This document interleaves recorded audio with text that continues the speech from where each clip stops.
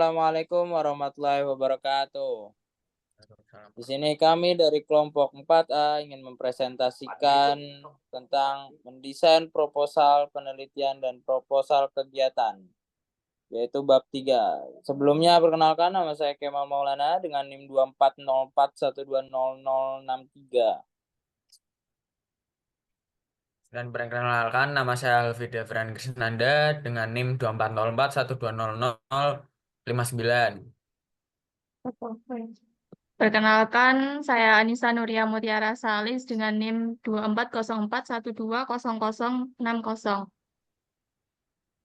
Perkenalkan, saya Dia Putri Ananda, NIM 2404-12-0062. Perkenalkan, saya Aulia Zalfa Naila dengan NIM 24041261.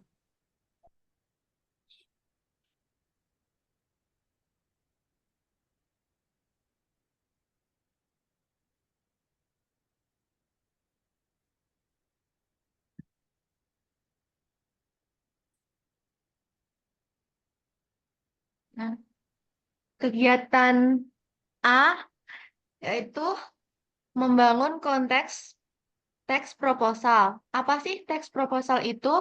Teks proposal adalah sebuah dokumen tertulis yang berisi usulan atau rancangan kegiatan, proyek, atau penelitian. Proposal ini diajukan pada pihak tertentu seperti lembaga, perusahaan, atau individu dengan tujuan untuk mendapatkan persetujuan, dukungan, atau pendanaan.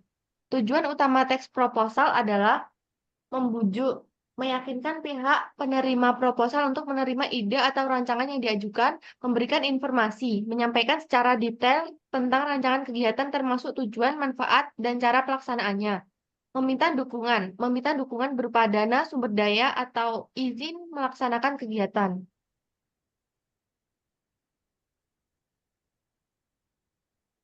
Jenis-jenis teks proposal. Seperti yang telah kita singgung sebelumnya, proposal dapat dikategorikan berdasarkan tujuan dan bentuknya. Namun, secara garis besar, pembagian yang paling umum adalah antara 1. Proposal penelitian dan 2. Proposal kegiatan.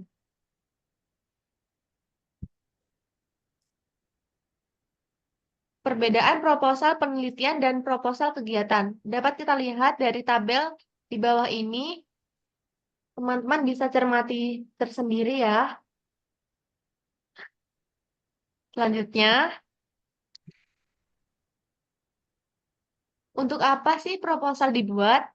Proposal dibuat dengan tujuan utama untuk 1. Meyakinkan pihak lain, misalnya dosen, lembaga penelitian, dan sponsor. 2. Mendukung suatu ide, rencana, atau proyek. Ketiga, proposal ini berfungsi sebagai peta jalan yang menjelaskan secara rinci apa yang ingin dicapai. Sebagai seorang mahasiswa, proposal sangatlah penting. Proposal membantu untuk mengorganisir ide, mendapatkan izin, dan mendapatkan dana. Selanjutnya bisa dilanjutkan oleh rekan saya. Selanjutnya yaitu penelitian yang perlu diawali dengan proposal. Yang pertama, ide penelitian. Proposal membantu mahasiswa untuk merumuskan ide penelitian secara lebih jelas dan terstruktur. Yang kedua ada tujuan penelitian. Proposal membantu mahasiswa untuk menentukan tujuan penelitian yang spesifik dan terukur. Yang ketiga, rumusan masalah. Proposal membantu mahasiswa untuk merumuskan masalah penelitian yang jelas dan relevan.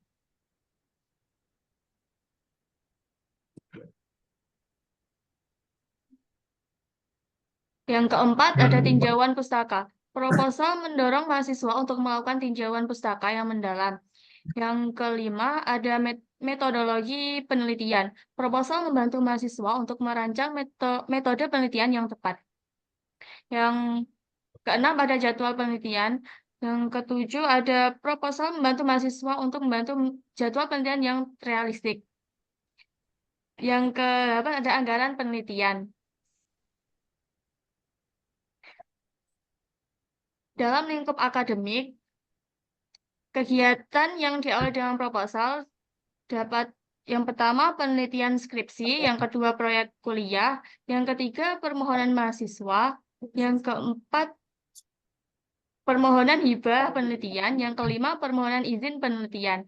Dalam lingkup bisnis dapat diawali dari yang pertama peluncuran produk baru, yang kedua pembukaan cabang baru, yang ketiga penawaran proyek, yang keempat permohonan kredit.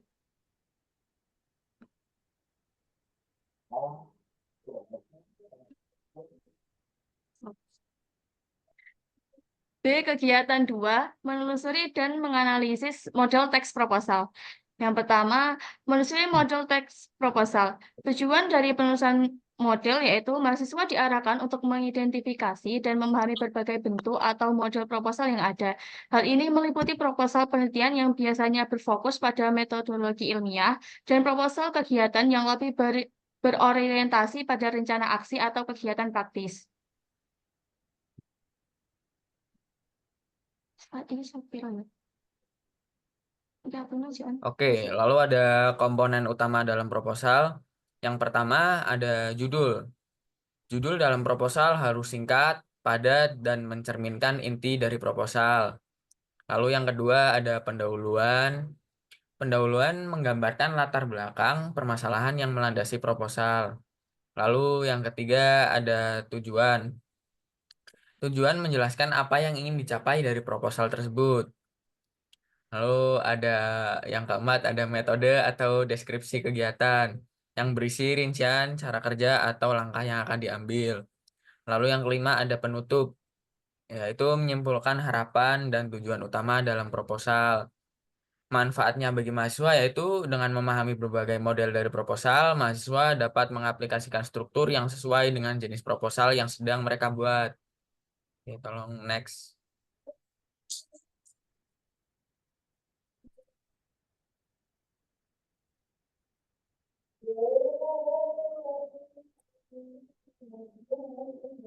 Lalu yang kedua ada menganalisis hubungan genre pada setiap tahapan proposal. Genre adalah tipe teks yang memiliki tujuan sosial tertentu dan disusun dengan struktur khusus dalam proposal. Setiap bagian memiliki genre tersendiri untuk mendukung kejelasan dan efektivitas pesan yang ingin disampaikan.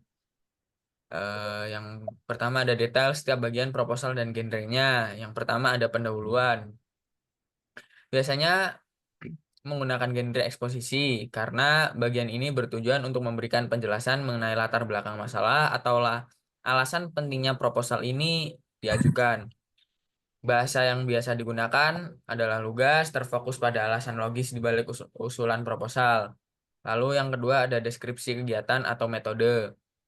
Genre yang sering digunakan adalah deskripsi dan prosedur karena bagian ini membutuhkan perincian mengenai rencana kegiatan atau metodologi penelitian. Bahasa yang dipakai biasanya harus jelas, terstruktur, dan rinci. Hal ini agar pihak yang membaca dapat memahami langkah-langkah yang akan diambil. Oke, next.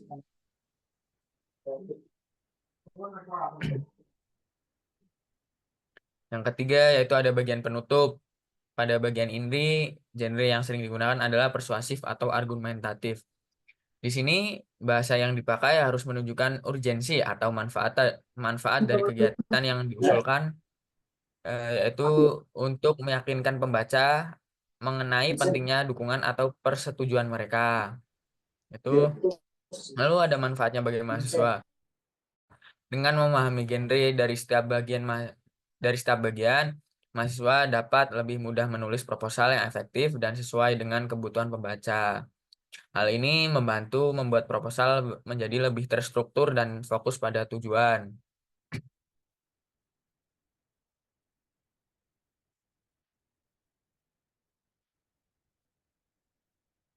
Oke, next.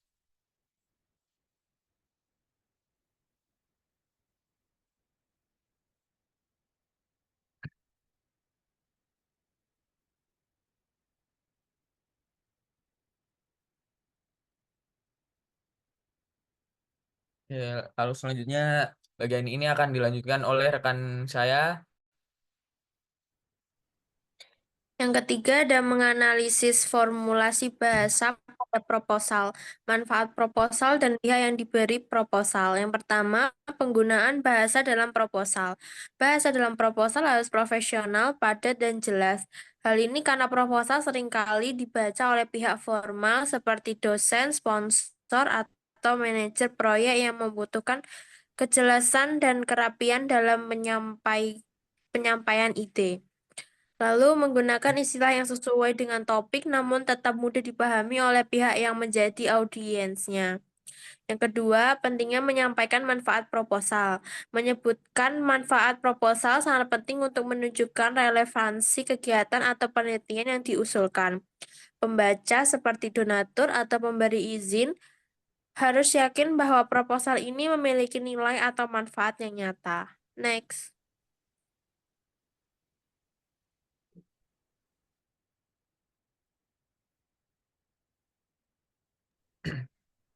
Lalu yang ketiga, penyusun sesuai pihak yang dituju. Penting untuk memahami kepada siapa proposal ini ditujukan. Misalnya, apakah kepada pihak universitas, sponsor eksternal, atau lembaga tertentu. Setiap pihak memiliki harapan atau perhatian yang berbeda. Next.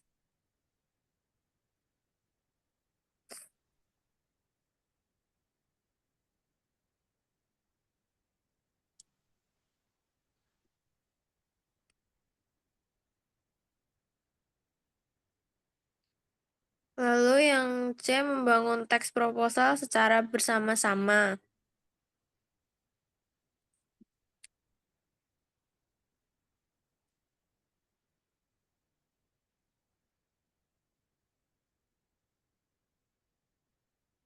Next.